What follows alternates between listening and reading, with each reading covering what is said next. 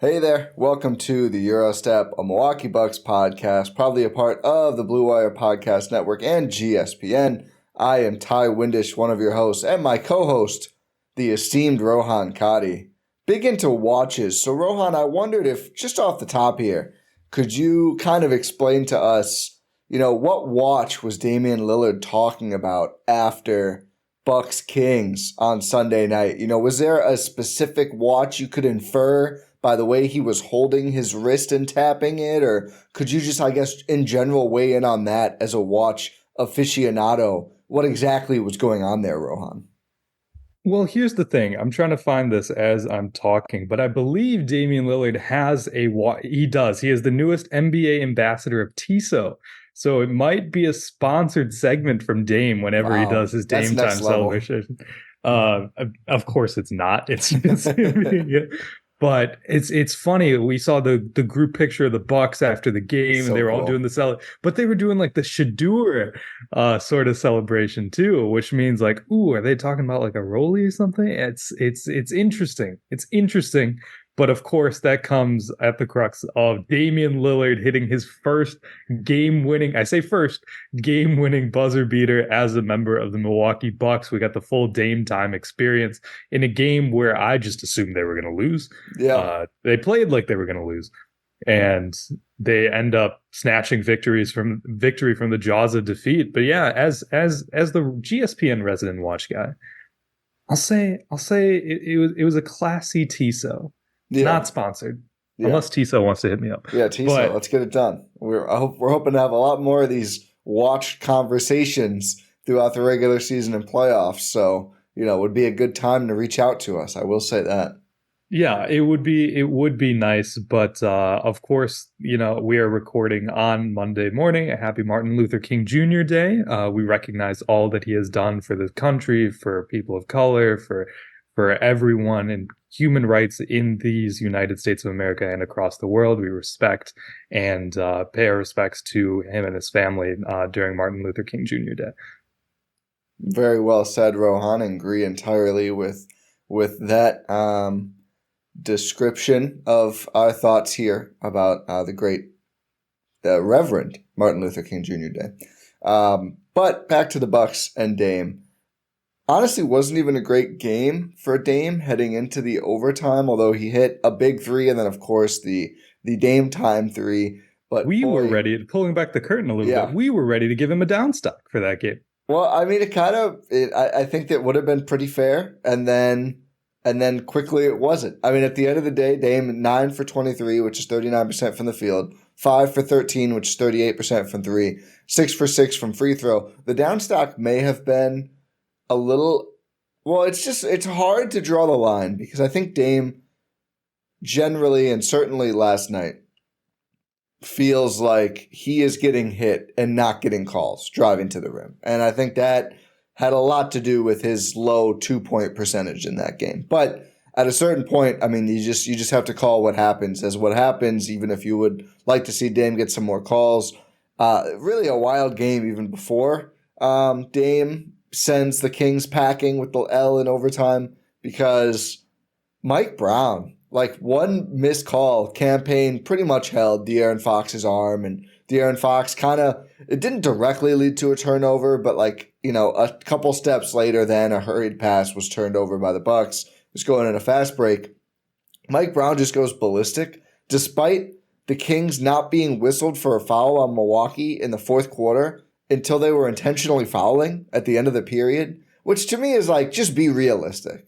You know what I mean? Like, come on. But he goes crazy out on the court, gets ejected. Those two techs made a pretty big difference at the end of the day. So thank you, Mike Brown, for contributing those 2 points to Milwaukee's bottom line there.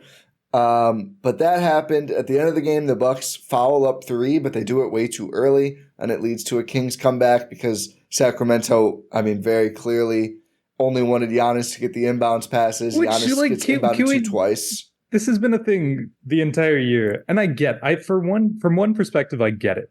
I'm referring to inbounding to Giannis when teams are intentionally fouling. Yeah, it's better than a turnover. Yes, credit to Giannis. One, he's been generally making his free throws in those situations. Yeah. Aside from last night, but He was 3 of 4. 4. I mean, it's 3 better of than the 4. Kings shot in the clutch free throws, so. That's fair. 3 of 4, still, like, that one missed free throw is the reason the game went into overtime. Yeah. But generally, it's been a pretty good shooting percentage from Giannis in clutch free throw situations. And I get it, because he's an easy target to inbound the ball to. He can just go up and get the ball no matter what, right? My thing is, he's one of the best passers on the team and not the best free throw shooter. Just have him inbound the ball. Well, I just think they need to draw up more, like, okay, inbound to Giannis, and then he immediately passes. I think the second one, he had a pass to Dame, and he didn't do it. Like, Dame is streaking toward him. No one's really around him. Throw the ball to Dame. Like, I'm okay if they inbound it to him sometimes, because, again, like, probably 1 point. I mean, he was 3 for 4 on the clutch free throws. 1 point is better than handing the ball over to the other team without using any time on the clock or making them foul. Like, it's not ideal, obviously, but it's not your worst case scenario, and it's very easy to pass to Giannis. I also think, like, how much of this, if Chris is out because it's the second night of a back-to-back, Chris is, of course, the Bucks designated inbounder. Pat Connaughton stepped in for him, didn't do great. I mean, he had to call a timeout and still only threw it to Giannis twice, which is not ideal. I think Giannis as the inbounder works. I think Giannis out there works too. I mean, if you can waste some time, just let him pass. But, like, he gets the ball, and at one of them, Dame is running straight toward him. Just pass the ball to Dame or Beasley. So overall, that was not done well, and I think the Bucks. Do you think it's a pride thing? Well, I think it's a little bit of a security thing as well. I mean, again, the last thing you do want to do in the situation is turn it over. I mean, I'm saying this as I'm saying he should pass it. Every pass adds more risk, and of course, the other team is going to be flying around and trying to do anything but give it to Dame or Malik Beasley. So it's not easy, but I think the Bucks need to just be better at it for sure. And I'm sure I didn't get to watch Adrian Griffin's post-game press conference. I watched Dame's, which was awesome, with one of his kids on his lap, which is great to see. But I'm sure that they will not probably execute this poorly again in one of these situations because on either end. It's only been a this season thing that this has been happening. This hasn't happened in years past. And I'm wondering, again, this is pure speculation. The crux of it was that Game 5 Miami, where he gets the ball when Miami is trying to intentionally free throw or foul Giannis 4 free throws and just, like, almost throws it out of bounds. Yeah. I wonder if that was the crux of this. Yeah, I mean, it might be. So who knows? Who's to say? Not us. I'm just speculating. Yeah. But yeah, end of game situation. The Bucks. Giannis misses his free throw. De'Aaron Fox comes down the other end, scores 2 points on Giannis, and then the game goes to overtime. Just what a crazy sequence. The Kings make their mini comeback, and of course they go down 6 in overtime. The Bucks do. Free throw game situation. Malik Monk misses both of his free throws. De'Aaron Fox misses 1 of 2 free throws. And then the Bucks are off to the races. Damian Lillard inbounds it to Brook Lopez. Immediately, Brook Lopez passes it back to a streaking Damian Lillard because no one covers the inbounder, as you do in these situations. They took advantage of that. And Dame just does Dame things. A little sidestep three-pointer from like 4 feet beyond the three-point line. I screamed. Oh, I did too. I yelled. I audibly yelled in the house. I had to go explain to Mrs. Gyro Step what the hell had happened because I just couldn't believe it. I mean, we should be able to believe it because we know about Dame, of course, but seeing it happen live like this was, I mean, one of the most electric shots we've seen a Buck hit for sure. Yeah, when's the last time we got like a buzzer beater shot like that from a Buck? I mean, we obviously know about Jared Dudley to Jared Bayless. I'm sure there's been one since then, but they're pretty rare. It doesn't come to mind. No, we've had like some Giannis turnaround against the Knicks. Chris against Boston, but didn't they end up losing that game? They did lose that game. It went to OT. Yeah, that sent it to overtime, and then they lost. Yeah. I mean, that was a buzzer beater, but yeah, not for the win. Yeah, all I can think about is that Giannis little turnaround against the Knicks. Oh yeah, was that? Yeah, little step back jumper. Gus Johnson on the call. Yeah, over Carmelo. I thought it was over. Was it? I mean, I could be wrong. This is a long time ago. I thought it was over Ennis Freedom, but I could be wrong. Oh, maybe. Oh God, yeah. Just let me think. Let me remember it as Carmelo, so I don't have to think about that's fair. Freedom. That's fair. That's fair. Yeah, I mean, obviously they pretty much won with defense a lot of the time in the finals run. Right? Like a lot of the great moments were like I guess we had like that Chris game winner game one against the Heat. But I think it wasn't like a true buzzer beater. I think they had like a little bit of time left on the clock. Yeah. Yeah, I mean it's a rare thing. And I think Dame has probably like a solid chunk of all the ones that have happened since he's come into the league. I mean, this is why you trade for a guy like Damian Lillard, because he's capable of hitting those types of shots. Again, I love Drew Holiday. I love Drew Holiday so much. I saw a tweet that said that he would have injured a fan with that shot. He took that shot. Well, it was. I want to give some credit too to Brook Lopez because the design play was inbound to Giannis. Giannis passes back and then screens for him quickly, and the Kings just doubled Giannis, as you said. They didn't, which I mean I think it's probably a tactical mistake to ignore the inbounder when the inbounder is Damian freaking Lillard, but that's what they did. And Brook immediately sprints back toward that out of bounds line to do exactly what he did. He grabbed the ball, give it back to Dame, and then sort of get in the way of De'Aaron Fox as he pursued him, of course, without drawing any sort of a foul or anything. So it was a really nice situational awareness from Brook. Giannis had just had a great time, was not involved in the play, but is doing the Dame time before and after interacting with Dame, going crazy. Dame said he kind of accidentally choked him out a little bit with the big bear hug that Giannis put Dame in, which I thought was delightful. But really, the whole team went berserk. I mean, it was so fun to see how excited everybody was after that. Cameron Payne, who had an awesome game in 11 and a half minutes. We had the positive campaign game when the Bucks really needed it too, so credit to campaign. But he was having a lot of fun. Jay Crowder and Chris Middleton, who both did not dress, were both, kind of going crazy and having a great time. Giannis, of course. Ty Washington was just like in disbelief. I mean, Pat, of course, we know Pat is a big fan. Pat Connaughton is a big fan of Dame, and he was, kind of shouting and everything. I mean, it was just like the scene after was just so much fun. Did you see Brook just like after he hit that shot? Dude, he loves to grab the head. No. Brook, like, immediately as the shot went in, like, just turns around, is like, oh my God, does like the surrender cobra. I didn't see that. I saw him, though, when he went to celebrate with him. Brook said something to him, and he did. Remember, I said this has to be a statue. He just grabs Dame's head while he talks to him. I'm like, Brook, you could just talk to him. He's not going anywhere. It's got to feel a little threatening. I mean, it does. It's a 7'1". He could lift you up by that. Like, Brook. Giant human being. It's just how he does. He could lift him up from that, but Brook's a gentle giant. No, yeah, we know, yeah. Unless you're an official. Yeah.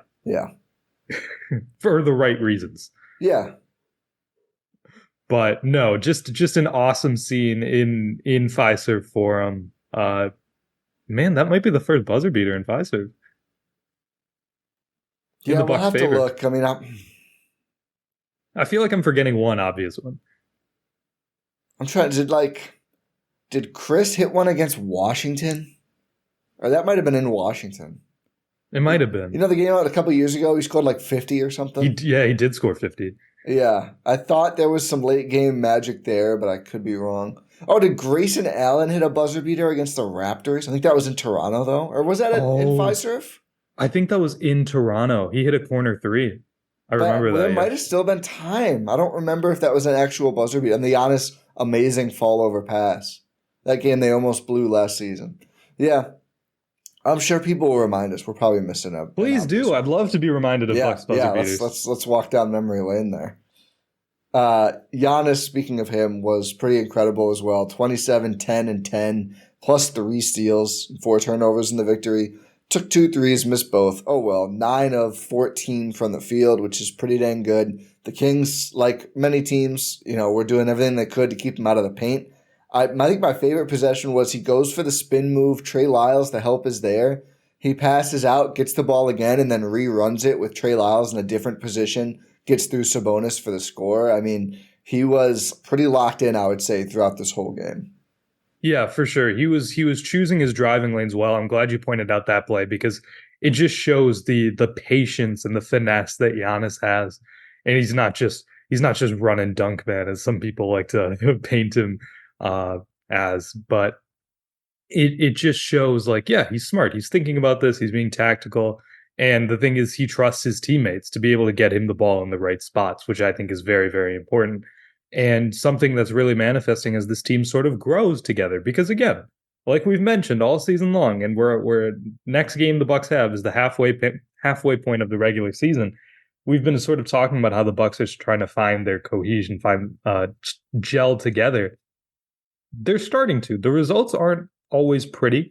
Like this game, again, second night of a back-to-back. Oh, hey, you know what? Round of applause for the Bucks. They played the second half of that game. We know it's a struggle. We know they could have easily just sat their guys at halftime, but they went out there and they played the second night of a back-to-back. So credit to the Milwaukee Bucks. If anyone was wondering, that is why the title is Bucks beat the odds, the Warriors and the Kings, because it's supposed to be impossible. Also, at 3 and 4 nights, it's supposed to be impossible to do. That's what I've heard. It's truly impossible to compete in those situations. The fact that they weren't down by 45 at the half is really a testament to what this team is becoming. Truly is just it's marvelous, and I applaud the Bucks for just digging deep and being able to do this like no team ever has in NBA history. Never. Celtics are a joke. Just what are you doing? What are you? I'm still Houston on the second night of a back-to-back. Congrats, Boston. It's just it'll never fail to make me chuckle, but Giannis and this team are starting to really coalesce, I think, and that's because they're starting to figure some things out in the rotation. Yeah, they certainly are, and I think they're also. It feels like, again, like there's been lulls, fits, and starts, but like defensively, I know the Kings scored a lot of points as they're wont to do, 142 in overtime. It still feels like the process defensively is better than it was. And I think there was the 1-4 slide to start the year, which now they've, 3 straight wins to bounce back from, which is great. But it does feel like they're just not like getting totally lost as much. Like they're making teams actually beat them on the defensive end, which as we've talked about is what we want to see. And I think the rotation has something to do with that. Although Malik Beasley, who was like the biggest loser in terms of playing time and some of those rough defensive games, led the team 45 minutes on the second night of a back-to-back in this game for Beasley, who earned it. I mean, Beasley was awesome and carried a lot of load offensively. I really liked that he started to shoot more twos and done so really effectively when teams close out on him too hard. That's a crucial ingredient for him. But in terms of the rotation, so Andre Jackson Jr. starts for Chris Middleton, who did not play with the second night of a back-to-back. That was not on national TV, so they didn't have to play him for half of the game. He only plays 10 minutes. He has 1 assist, 2 turnovers, 5 fouls. Pretty bad game for Ajax, who, again, like there was a proponent of folks who have said that it is stupid. He has not started all year because of the obvious fit. Yeah, I don't think it's stupid. I don't think he has earned a starting spot. I think every time he starts, he doesn't play very well because teams just ignore him, and he has not been able to consistently overcome that yet. And he fouls too much. Exactly. It's the fouling too much. You don't want to play him in an exorbitant amount of minutes because he's going to rack up fouls with, 1, the way he's called, and 2, the way he plays. He's a very physical defender. Yeah. Too many chest bumps. He's gonna get knocked for fouls, especially because he's just a rookie. Like that's how it works in the NBA. Yeah. So I don't think it's stupid that he hasn't been the 5th starter. I think it makes perfect sense. Yeah, he also just like has to get better hands. He keeps losing balls in the paint, which is not ideal. Bobby Portis, of course, off the bench, who still only played 25 minutes in this game. It feels like the leash on Bobby is not long, although 9 for 11 from the field, 2 for 2 from deep. When Bobby hits the threes, it's a good night for Milwaukee. Bobby had 22 and 10. Pat Connaughton, who's just like kind of just out there. Kind of just getting cardio sometimes. Just getting cardio, giving opponents cardio when they're running past him on defense. But he played 33 minutes. And then like that, when Chris starts, it's those two and Andre Jackson are the main 8. And in this game, Griffin just kind of trying things. AJ Green gets 17 and a half minutes. Again, not a great shooting night for AJ Green, so he didn't get much more than that. He doesn't really get picked on too much on outside of that, but it's just like if he doesn't hit the shots, the value prop isn't there. And then Cameron Payne in 11 minutes. We had seen his role actually go away when the team was healthy. Andre Jackson Jr. basically plays backup point guard, which means bring the ball up and hand it to Chris so Chris doesn't have to dribble in the Chris and Friends lineups, which is a good idea, and it worked pretty well. But Payne, again, had a great game. 5 for 7 from the field, 3 for 4 from deep, was absolutely letting that thing fly, as well as 1 assist and 1 steal. no turnovers, really like kind of the performance that made everything else happen when, the Kings weren't stopping on offense. Payne was answering, which was just crazy to see, but nice to have a guy like that who can come in and be ready like Payne was. It's also nice to see that the Bucks have optionality, and that's purely because of the rise of Andre Jackson Jr. Yep. In that they have different lineups they can go to. They can, if they need like an offensive burst, they can most of the time go with Cameron Payne. If they need some guy who's going to match theirs, if they need someone who's going to need to match size, be physical, sort of get into guys with defense, you can go with Andre Jackson Jr. So it shows the versatility of this Bucks team in terms of lineup flexibility. Again, this team does need a trade to sort of just shore up the wing rotation. They need to see what happens when Boss Man comes back. Who, by the way, did restock. He launched some new items on his merch line. I need to see if I need to pick it up. Yeah, I think you do. I was going to ask you about Boss Man, and since you brought it up, let's just do it now. I feel like there's a solid chance he plays on Wednesday.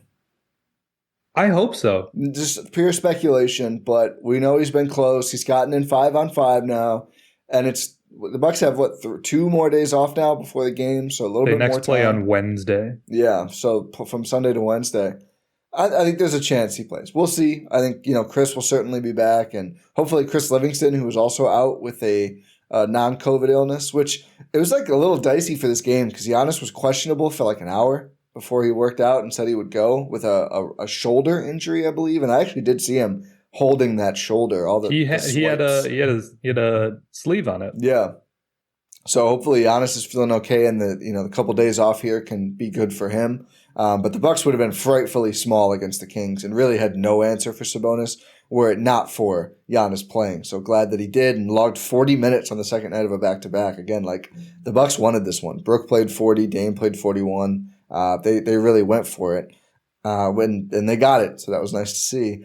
But one guy we didn't mention on the rotation, Marjon Beauchamp, who has been excised from the rotation. Did he play against Boston either? He barely played against Boston. And he did not play against the Warriors or the Kings either night of a back-to-back. He only played in garbage time, I believe, against the Celtics. Against the Celtics, which was a quarter of the game. You're right, that's right. But yeah, he did not play either game of this back-to-back. Even though Chris Livingston got in, I think, late in the first half against Golden State, or early in the third quarter. He played 30 seconds. It wasn't much, but he did get a shot. But again, the fact that it was Chris Livingston who got the shot and not Marjon Beauchamp. Pat Connaughton realistically should be at risk of losing. So he hit one big overtime 3 and missed a couple other ones that would have been very beneficial before it. Has not been very good defensively. It's surprising. I usually try not to do this. It almost does feel like he may be hovering in some trade talks or something. It or does. It's just straight in the doghouse. Like one or the other. I just doesn't. It's like to be completely gone with the guys who are playing feels odd to me. It truly does feel odd considering that prior to this stretch, he had a consistent role in the rotation when he's been healthy. Like he's been good for a solid 10, 12 minutes per game before this start of this new year and this 3-game and 4-night stretch. It felt like the Boston game was just like the first game where it's like, oh, where's Marjon? And then you just see it continue on this back-to-back, this homestand. I said the opposite of what I meant. It's just strange. It's very strange. Has Marjon been playing his best basketball before this? No. Has he been playing better than Pat Connaughton? Probably. Yeah. I'd say so. Probably, yeah. I'd say so. Is it a thing where you don't want to have 2 rookies just prominently in your rotation? Not technically Maybe? a rookie. Or 2 young players, I should guys, say. Yeah, I meant because Andre Jackson Jr. is a rookie. Yeah. 2 young guys in your rotation who aren't gonna, necessarily they're prone to making mistakes. Maybe. And then Ajax has just proven to be the more valuable guy with his brand of basketball. Maybe. But we get AJ Green. That's also fair. The Kings game, I just don't get. I think the Warriors game and the Celtics game, you could look at it and go, they're playing a thin rotation, And the minutes just aren't there with still trusting the vets, Bobby and Pat, even though, again, Bobby played really well against Sacramento, really bad against the Warriors. And, Pat has just kind of been meh most of the time. But, okay, you're trusting your vets. Maybe you're, showing that they can hopefully still play and, ahead of Feb 8, who knows. Like, okay, that's fine. And then Andre Jackson Jr. comes off the bench. He's supplanted Marjon, and you're just going with a smaller rotation. Fine. Chris does not play. Chris Livingston and Jay Crowder are still out. So it's like, okay, we need some wings, obviously, to play in this game. And Andre Jackson, after 10 minutes, is basically done for the night. I mean, 5 personals. He doesn't end up checking back in. Like, he was out of the rotation for all of the second half, most of the second half. Like, doesn't play a ton. So if you don't count Ajax, 4 starters are in 40 minutes. Then it's Bobby Pat, AJ Green, and Cameron Payne. Like, if he's not going to play in that game, when the hell is he going to play? And again, AJ Green, plays 17 minutes. You could tell he didn't have it. Like, he was 1 for 5 from the field. He was losing his role too. Like, I don't know what else could have possibly happened for Adrian Griffin to be like, okay, it's Marjon time. It's just odd to me. Like, I don't think it's just wasn't feeling Marjon. Maybe it was. It feels like something else is going on though. Maybe it's someone else's turn. Like, he's giving AJ Green a shot. Yeah, at the expense of Marjon. He's giving Chris Livingston a shot at the expense of Marjon. Like, maybe it's something like that. All those shots were used in this game. Yeah, so it'll be interesting to see how Wednesday against the Cavaliers goes, because if it's still Marjon in the doghouse, I'd be inclined to believe something's going on. Something's afoot. The body language doctors were at work against the Warriors. For a good reason, honestly. They said he didn't stand enough. I mean, he didn't. Yeah. Especially, it's like, you're not exhausted, man. You didn't play. It's a fair point. I hope everything is not going too poorly. I mean, we know the Bucks. If you are, if you're being grumpy about your role with the Bucks, you may not be on the Bucks for long. So I hope that's not really what's going on behind the scenes, because that is a quick ticket to Thon Makersville. Is that what we call Detroit? They are wheeling and dealing right now. They might send over a couple second-round picks here. That was the most mid for mid trade I've ever seen. They traded Marvin Bagley. Bad for bad trade. But you know what the funny thing about that trade is? 2 funny things. Is that they traded second round picks to get Marvin Bagley, to overpay him, to trade second round picks to get rid of him? 4 second round picks for 2 years of paying Marvin Bagley 8 figures is very, very funny. I think Marvin Bagley might be the best player in the trade. And they gave up him and 2 second round picks to get Danilo Gallinari and Mike Muscala. Mike Muscala is shooting 25% from 3 this year as a stretch big. Anytime you can, if you're Detroit, anytime you can get more bigs, you have to do it. Yeah, like they had to play Isaiah Livers, who was the other Piston in the trade. He's been one of the worst players in the league this year. He might be the worst player. Yeah, he's the designated shooter who can't shoot. You have to play him because you have so few wings. And now it's going to be Gallo. Gallo and Bojan are your athletic wings on the front. I'm telling, hey, they'd love Marjon. They would. Would they give God. They might give up a first. They might. Troy Weaver will do anything. Well, you know what the issue is? If Marjon was picked top 4 and worse, they'd probably give up 2 firsts. That's true. They do love busts. They do. I mean, who doesn't? But it's who knows what they'll be able to give up for Marjon. If they give up a first for Marjon, that's crazy. Imagine they give an unprotected first for Marjon Beauchamp. That thing would be burning a hole in John Horst's pocket. Oh my goodness. I think he might keep it, He might. I mean, he would keep it until they needed it. Horst is not one to sit on draft picks for a long time, but he's also not one to burn first frivolously. I mean, the last role player they gave up a first for won the Bucks a championship as a starter in PJ Tucker. Yeah, and even that trade, they just moved back 5 spots. Yeah, that's a great point. Because they got a high second. They have not given up first for role players. Even going back to Mirotic, it was seconds. Yes, under John Horst's tenure, we should say. Yeah, no John Lure trade or whatever the hell. Yeah, John Lure, Grievous Vasquez. Just uttering the name Grievous Vasquez makes me shudder. Let's move on. Oh man, Norm Powell and OG for 2 months of Grievous Vasquez. You got to do it every McGee time. Is mad when he listens to this pod in March. They were just second round picks of this. Whatever. Or first round. Oh my god. What? Do you have any other thoughts on the rotation? Does Bossman just take Pat's minutes? I hope so. I think that makes the most sense, right? He probably takes Pat. a combination. He takes a combination of the Pat / AJ Green / Chris Livingston minutes. Yeah, the former Marjon. Yeah, the former Marjon minutes. Realistically, maybe eats into a little bit of Ajax's minutes too. Yeah, I mean, it just gives you more flexibility with where you want to go with the rest of those minutes. Maybe he takes a little bit of Bobby too, because he's the guy who opens up the Giannis at the 5 lineups. I mean, right now it just feels like trading Pat and someone like Marjon for one player who can defend guards, sign Bismack Biyombo, and this team is just perfect. Can you argue? I can't argue with that. You trade. Is this your dream scenario? They trade Pat. They trade Marjon for Chris Dunn. Impossible, but yeah. I recognize that, but they signed Biz. Robin stays on. He becomes Bango. Yeah. Again, Adam, as he's listening to this. Pointer. Yeah. He's got to start off as Remember, Pointer. He can't be Bango. We can't put Robin Lopez on an 80-foot ladder. I think we can. No. I'm not that sick of his 2 minutes this year. But protect the big fellas. Yeah, protect the big fella, honestly. But he might want to do it. Full-time State Farm. Yeah, I mean, it's a banger commercial. It is a great commercial. It's a banger commercial. But they get Chris Dunn. They sign Biz.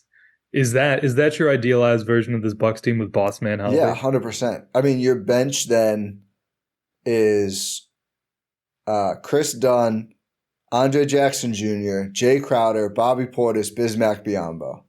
You have so much flexibility to match up with the way teams want to play. You have so many different Giannis at the 5 lineups you can use at that point. You always can have a pick and roll center for Dame to work with, and in those minutes, like, you have so much defensive versatility on your bench. Chris Dunn and Jay Crowder give you so, like, if Bees is really getting picked on and the shot isn't going in, you can just be like, well, you're not going to play much in the second half because we actually have the respectable, consistent veteran players to come in and cover. Yeah, I think it's totally realistic. It's not a high bar.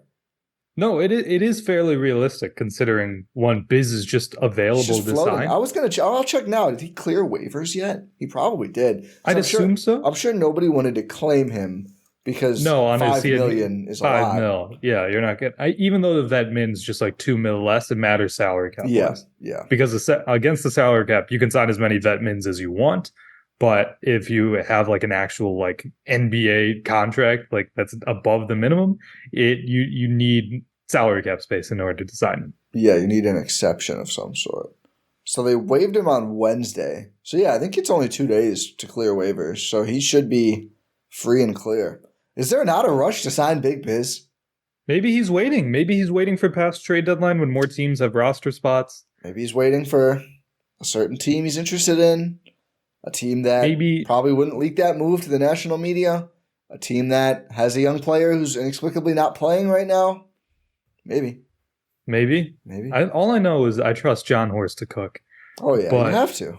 Yeah, you have to trust Trader John, V2.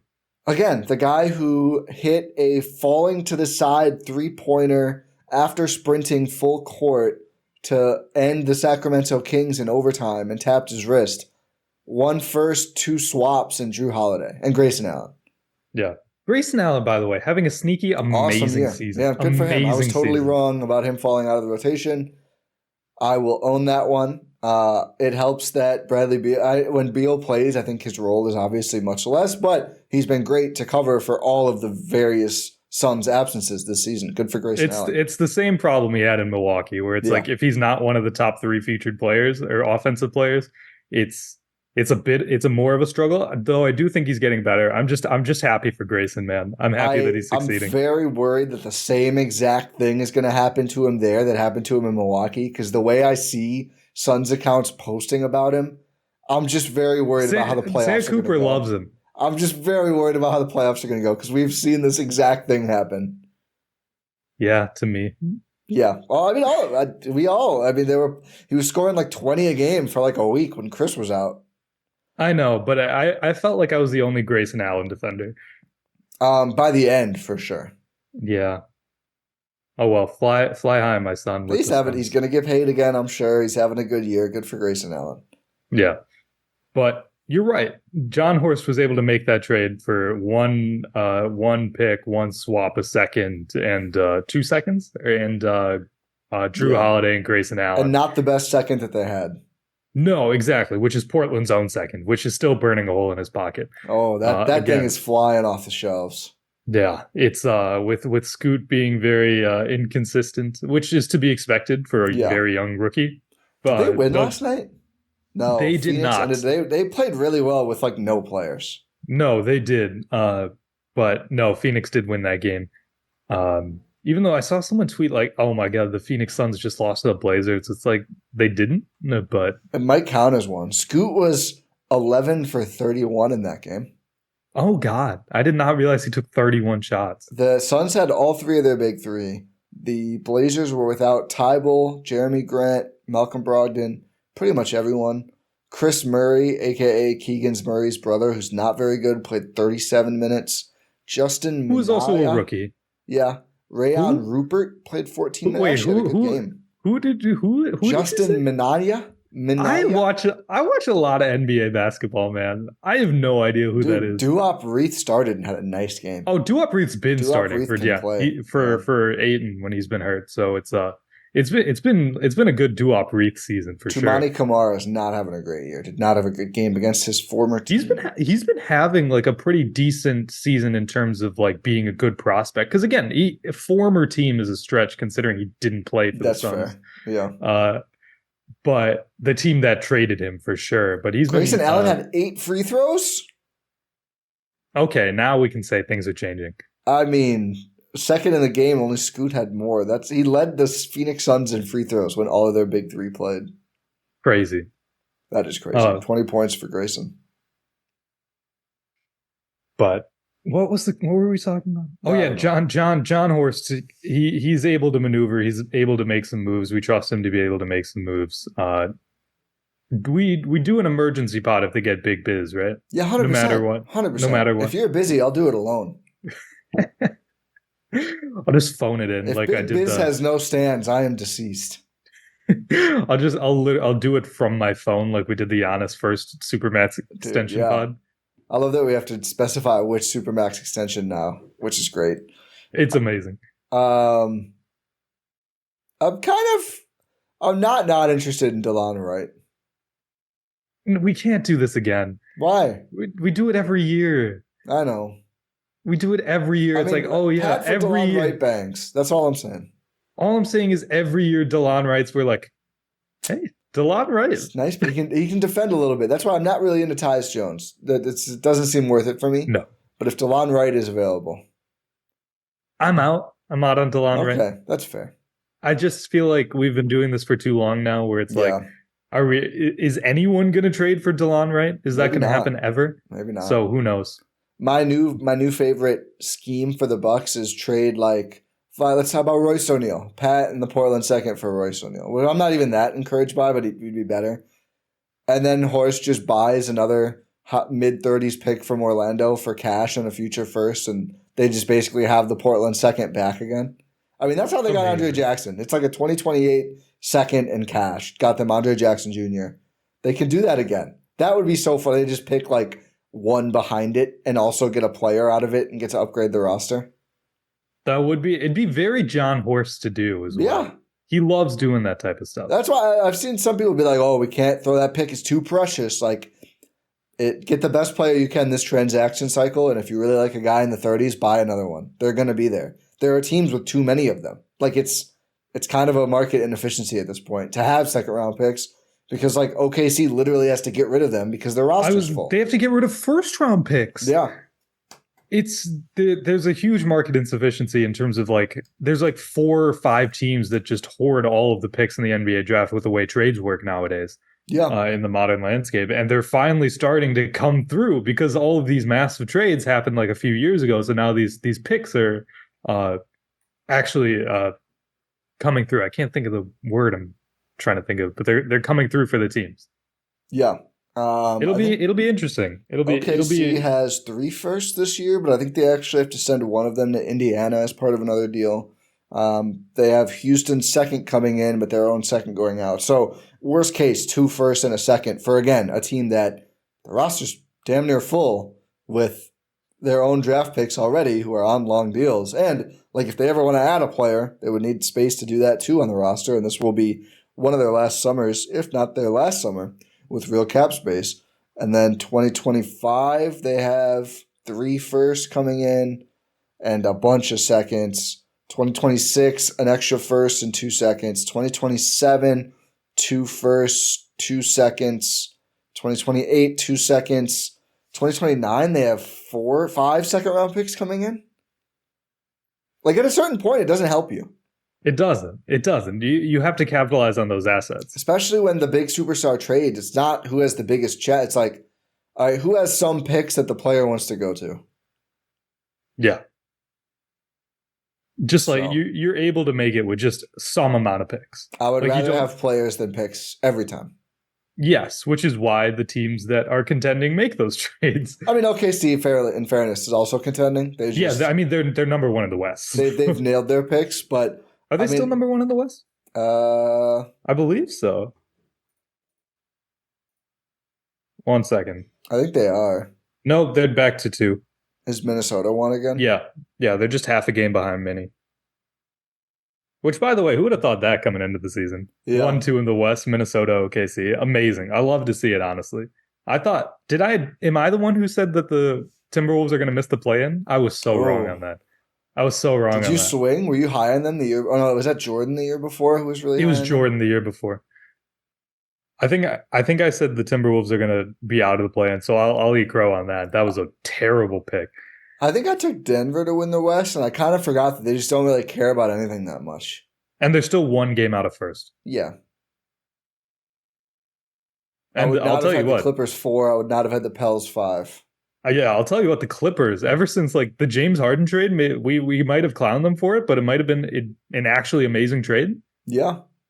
Like they've been just winning games. I think they've lost 2 or 3 games with James Harden that Kawhi Leonard has played. It's just it's crazy how good. Like the Clippers might actually win the West. I just don't think they will. I'm saying they're built to do it. I don't know if they will. I'm saying they're built to do it. I'm saying I wouldn't be shocked if they did. How about that? No, that's totally fair. I could see them losing in the first round just as easily. Not even because they match up with a great team. That just feels like just the way it goes in the West and with the Clippers. For the Clippers, yeah, and for James Harden generally. Oh yeah, that's fair. That's fair. You got to get over playoff Harden. He's never had a playoff performer like Kawhi though. Yeah, hopefully he does this time. Hopefully. Track record of actually having Kawhi in the playoffs has not been great. Fingers crossed. I mean, Kawhi's missed Kawhi's missed what? Less than 5 games this season? It would be hilarious if he started load managing now that he locked in the extension. It would be amazing. That's what I would do if I were him. No Paul George extension yet? Not yet. I mean, they can't extend Harden. They'd have to wait to re-sign him. They can re-sign him. They can't extend him. So yeah, he is on an expiring contract. Yeah. Hey, all I'm saying is PG to Milwaukee is still possible. I'll die on this hill, Ty. I hope more talent goes west. I would love for the West play, just like make it a total bloodbath. What is hilarious, Utah is now a game and a half ahead of the Lakers and 2 games ahead of the Warriors. Jordan Tresky, take a bow. He's doing so much Packers stuff. Nailed it. They're playing amazing. They're on a 5-game winning streak. Everyone went crazy when they beat the Bucks. And listen, it was a horrible Bucks game. Don't get me wrong. They're beating everyone. They put like 140 on the Raptors. They beat another actual good team. They beat the Sixers without Embiid. Yeah. I thought they even had another. They've had some nice wins on this stretch for them. They're just like actually pretty good. No, for sure. They are just they're playing like a good team right now. Larry Markkanen's killing it. It's just I'm trying to pull up their schedule as I talk so I can see who they've beaten, but I thought they had another good one in addition to Bucks, but I could be wrong. they beat, oh my God. Yeah. They've won 8 of their last 9. They're on a crazy They beat right Miami, now. Dallas, Detroit. They lost to Boston, then beat Philly, Milwaukee, Denver, Toronto, Lakers. Crazy. I think crazy Jokic stretch. played in the Denver game too. He did. Was that in Denver? No. Okay, I was going to say it's really hard to win there. Still, yeah, they're capable. I mean, they're ahead of Houston now. Which I mean, if both the Lakers and Warriors missed the play-in, I would be ecstatic just because of how funny it would be to laugh at those franchises. Oh, it'd be so funny. Is it going to happen? Probably not. But one of them trades for a big salary guy. For sure, I think it's the Warriors. It might be both. It might be both. The Lakers are flirting with DeJounte. A lot of people did not like my DeJounte Murray to the Bucks idea. They really didn't. Do you know why? They flipped on his defense too much. He made an all-defense team. He has not been a great defender since. People are just like, oh, he's selfish. He wants the ball. He doesn't defend. And listen, if that's true, then don't trade for him. Obviously, you have to do your homework as a franchise, as a front office. Tamper. And hey, would you be excited about being the 4th option on the Bucks and winning a title probably this season? Would you be able to lock in on defense? If he doesn't want to do that, then obviously you don't trade for him. Yeah. But if assuming he's interested in that and just wants to be on a good team, not the Hawks who suck, and focus on defense, have your most easiest open looks ever, I do think he's a perfect fit. I do think a player doesn't go from literally making an all-star team and an all-defense team to being impossible to defend well. It's up to him. And I'm also saying the bar is low on perimeter defenders for this Bucks team. If he's just okay, that's a huge upgrade. Exactly. Right. Exactly. He doesn't have to be. I'm not asking him to be Scottie Pippen out there. I'm asking him to be better than Cameron Payne and Malik Beasley. Yeah, on defense. I would sure hope. That's all I'm asking. Yeah, I don't think, and Pat Connaughton too. He's a rangy guy. He's got a long wingspan. Yeah. I'm just asking him to be better than those guys. I don't think that's that. He is better than those guys, and that's on a down. It's on a down streak of his defense. I agree with you. It sounds like they probably will get a first from LA for him. So whatever, he can go there and be a scapegoat when they inevitably lose again because the roster's not very good, and unfortunately, because they're trading for another negative shooter. The coach is not very good. Yeah, I mean it's like there's one thing that you really need to nail around LeBron, and they dismantled that one thing after their title team and just never got it back. Yeah, no, LeBron and AD, what you need is shooters and a center, and they're like, nah, we're bunch not of ball handling, just a bunch of ball handling. Rui Hachimura, who was our 3rd best player, and shockingly that has not held up. The Christian Wood experiment didn't go well for the 7th consecutive time. Who could have seen that coming? Crazy. Jackson Hayes, who's, I think, hurt right now, but I don't know what you were expecting. Gabe Vincent, unfortunately, is not played. Yeah, exactly. Just the Heat injuries. Squeezed all the basketball out of his knee, and there's none left, which sucks, but... No, it's awful for him. It's awful for the Lakers, and it's tough. But if it's just let's be it's like the Monty Morris thing in Detroit though. Gabe Vincent doesn't fix this. Monty Morris is supposed to fix things in Detroit. That's what the Detroit line has been like. We haven't even seen Monty Morris play yet. Oh my God, I forgot he's on the Pistons. Yeah, he's there. Oh my God, Monty Morris hasn't even suited up yet. So what can you really expect us to do, given we haven't had Monty? We've only had one of our 2 Montys. So what are we supposed to do? I don't. They were supposed to combine and go full Monty, but they didn't. Nice. They were supposed to Voltron or something. Both Monty. Oh, that is just one of my favorite. We haven't even seen Monty Morris suit up yet. How can you really judge them? Did you see the story where they were like, hey, you let Jaden Ivey run point, Monty Williams. Why didn't you do that before? They had a huge organizational meeting where the players... We had a leadership council meeting, and they pointed out, yeah, maybe you should try that. So I did. And it worked. I mean, they didn't win the game, but Jaden Ivey actually didn't win the game. He went ballistic in that game, and it's who would have thought? So they did 28 straight losses. Now they're back up to 7 already. Yeah. So do we have to do this twice in 1 year? I think they'll get up to 20 again. I mean, certainly. Are they going to have at least 2 chances at it? No, I think they will on this streak. They're the worst team I've ever seen. 2-17 at home. So they've won 1 road game. 1-19 on the road. They're the worst team I've ever seen play basketball. See, I think they were starting. I mean, they before Ish Smith were actually worse. I don't think so, because they weren't starting. I mean, they can't do it now, but that might have just been Troy Weaver saying, "Hey, Monty, you can't do this anymore." Where it's like you can't just start Isaiah Livers anymore. Yeah, but I mean, are they just going to start like a bunch of bigs now? I mean, it's better than that. It's better than Livers, man. They have better players than that Sixers team had. They just fit so bad. Everything around them is so bad. No one. I mean, Cade's hurt right now, but thankfully it's not a massive injury. He'll be reevaluated in like 2 weeks, I think. Yeah. So that's a great news because it looked scary. But yeah, you're right. The process Sixers didn't have a Cade Cunningham. I mean, they didn't have a Bojan either. Yeah. I mean, some of those years it was like what Okafor out there. Obviously, Embiid didn't play for like 3 years.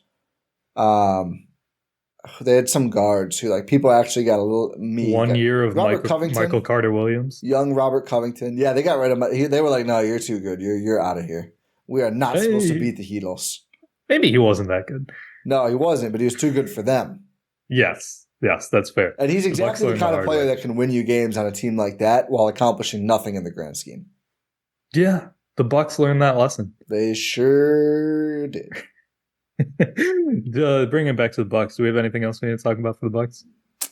I'm really interested to watch them play 3 games against the Cavs in like a week and a half. The NBA schedule this year is horrible, but should we go through the schedule a little bit? Yeah. So, like we said, they played the Cleveland Cavaliers on Wednesday on the road. This starts a little bit of a road stretch for them.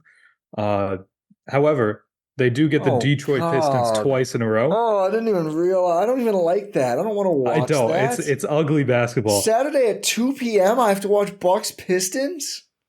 Is it before? It's before the Packers play. So the Packers played at that 7? Yeah. Oh, what a doubleheader. Oh, my God. I guarantee you a lot of people are not going to be watching that game, considering there will be another playoff game on. Well, and the Lions are in the playoffs. Pistons fans might be empty. It probably will be. It's in Detroit. It might be empty in there. Yeah. And then the Bucks stay there for Monday night as well. They might come back. Who knows? I would go back. It's such a short flight, especially with it being a day game on Saturday. Not to be all T-Swift, but it's like might as well just go back. Yeah. Yeah, but they play the Pistons on Saturday. They do get rest here. After their 3-game and 4-night stretch, they do get 2 days off between the Kings and the Cavs. The Cavs on Wednesday, and then they get 2 days off between the Cavs and the Pistons on Saturday. They play Monday against the Pistons again on the road. Then they come back for a nice little 3-game and 4-night homestand. They play the Cleveland Cavaliers on Wednesday. Then they play the Cleveland Cavaliers on Friday and then welcome in the New Orleans Pelicans on Saturday before going on a West Coast road trip, which includes the Nuggets, the Trailblazers, the Mavericks, the Jazz, and the Suns. So a pretty substantial 2-week road trip for the Milwaukee Bucks. That's usually how it goes. This happens every season where they do their little West Coast soiree. But you gotta feast on this schedule right now. You got to feast, especially like we haven't talked about the Cavaliers a ton. The Cavaliers are just so injured, but they keep winning basketball games. I'm trying to figure out, okay, so not every game on Martin Luther King Jr. Day today is national television. Because I'm looking at the Cavs schedule, because I knew they played in France, so they've been off for a while. They played Thursday against the Nets in France and had 4 days off before that and did not play from then until today. But I saw Bulls at Cavs, and I was like, is this one of the featured games? But they have a lot of games on, so I'm guessing it's not one of the featured games. But just checking out the Cavs schedule. Yeah, they found ways to win. As much as they're in kind of a weird spot because, that is not a national televised game. Because everyone kind of, even Cavs fans are like, Donovan Mitchell's probably gone after this year. But like he's still really helpful and has been very good for them. Obviously, he kind of has to be. Here's my hot take. I would be surprised if he's gone. I think he's gone. I think it's like people know he's gone. I think he stays. I don't think he stays. We'll see. It'd be great if you were right for the league and everything. I think he is in New York or Miami after the season. Yeah, maybe. Which I don't like. Miami is scary with him. I don't. Oh, absolutely. That. New York, it's like how many? Okay, sure, whatever. I think New York. I mean, obviously Donovan Mitchell's an amazing player. I think New York gets better, and they're already a pretty good team. I think that elevates them to near the top of the East. But I'd still take the Bucks over them in a heartbeat. Yeah. But Miami, can Miami just stop? I know. Can they just stop? Yeah, they have Jaime Jaquez, who's very good. Yeah, just ridiculous. I feel like a Bears fan talking about Jordan Love right now, but like, can we just stop this? I know. Like, can Adam Silver do something about it? I don't think so. I think he should. I don't think he can do anything. I think he should do something. Yeah. Dwayne Wade getting the first statue outside Miami. That was great news. Fun to see. Always loved D Wade, Marquette guy. I thought you meant Dean Wade. Dean Wade's the best D Wade to ever play for the Cavs. Correct. I am looking up here. I think the Cavs, something to note, have been a pretty bad 3-point shooting team. They are 26th in 3-point percentage, which you would kind of expect, given, of course, that they have the dual non-shooting bigs, but also like a lot of their even shooters. Evan Mobley's hurt. Yeah, but I mean, a lot of their guys you would look at as shooters who are playing high minutes, like Mitchell's 34.9% from three this season on really high volume, but still. Strus is 34.5%. Mobley, again, is out, but 20%. Jared Allen just doesn't even shoot him. Karis LeVert is under 35%. Isaac Okoro actually up to 36.6%. A nice player. Would be a great fit on the Bucks. I don't think they're going to let him go. But Niang, who looks like a pretty bad signing right now, 35%, and is also just not really good at anything else either. Dean Wade, 36%. Max Strus. Yeah, under 35 for Strus. Sam Merrill, though, 41%. Can't lose Sam Merrill. He's on a heater right now. Sam Merrill is he's living the dream right now. Credit to him. He's put in the work. He's found an actual rotation spot with the Cleveland Cavaliers. Bucks legend, Sam Merrill. NBA champion, Sam Merrill. Yep. Hit the three to break the record for the most three-pointers in the game in NBA history from another TNT cutaway game. God. Just annoying. You ever beat a team so bad that national TV is like, hold on, we gotta save face here. We can't do this. Twice it's happened to the Bucks. But yeah, Sam Merrill, credit to him. He's been putting in the work. He's carved out a great spot, and he's shooting the heck out of the ball. Yeah, and they need it too. He's doing what he's very good at doing at a very elite level, and it's like, yeah, of course. Like if you can shoot in an elite level, like that elite of a level in the NBA, you're gonna find a spot.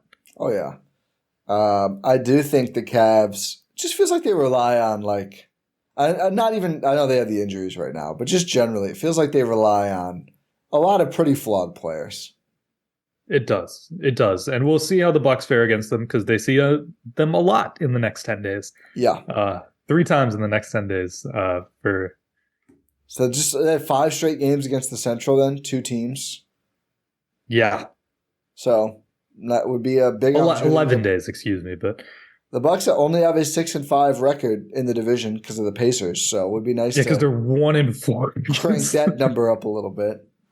Who did they lose to? Bulls. Oh yeah, the Alex Caruso game. This has been their worst year against the division by far. Which I mean, obviously the Pacers now are pretty much better than any other team in the Central has been for. I guess the Cavs last year, but otherwise for quite a while. Wasn't there a few years ago where the Bucks didn't lose a game in the Central or something? I think might have been more than one. It's crazy. It's absolutely crazy how dominant the Bucks have been in the Central Division too. I mean, good thing divisions don't matter because they're not doing well against the Central Division this year. But they're still the best among teams in the Central of division record. The Cavs are 3-3. The Pacers are 9-2. Excuse me. Okay, I was gonna say the Pacers are 9-2, but the Bulls are 3-5, and the Pistons are 1-7. Yeah, it'll be hard for the Bucks to catch the Pacers considering those two are the best teams. But we shall see. We shall see indeed. Do we have anything else we need to talk about today? I think that pretty much does it until our emergency pod later this afternoon when Bismack Biyombo's a Milwaukee Buck. I hope for your sake. We need two-way. There should be two-way news today. January 15th there is should be the deadline for signing two-way players. The Bucks have 2 open two-way slots. And maybe we should have waited. Maybe we should have waited. I mean, we can update this later. But yeah, we'll hear some two-way news. I'd assume at some point today. I hope so. Stay tuned. We'll record again eventually. So yeah. Stay tuned for that. We'll have all the analysis. Make sure you check out gspn.info for all of our links. But in the meantime, we'll say thank you for listening to this episode of the Gyro Step here on Blue Wire and GSPN. Talk of the Tundra. That's all you need. You really need to listen to Talk of the Tundra. It's on this feed. Go down. It's on this feed. It's right here. It's on this feed. We imported it, but if you want to check out the actual feed, it's Talk of the Tundra on your podcast platform of choice. It's on this YouTube channel as well if you're watching on YouTube. But again, if you're confused, just go to gspn.info. You'll find all of our links there. And just pure bliss of a Packers win. Oh, man, it was great. Nothing better. I almost said the Bucks. The Packers are undefeated, never lost in AT&T Stadium. More playoff wins there than the Cowboys. Yeah. There's a fun fact for you. 3-2. That's crazy. It is. I saw a stat. The Texans, since they became a team, have more playoff wins than the Cowboys. That's also very funny. But yeah, the Packers just blowing the doors off of the Cowboys. We'll see how they fare next week against the 49ers, but enjoy it. Make sure you listen to Talk of the Tundra.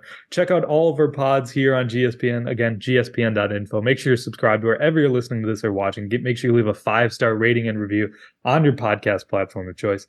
Pod random, and we will talk to you next time.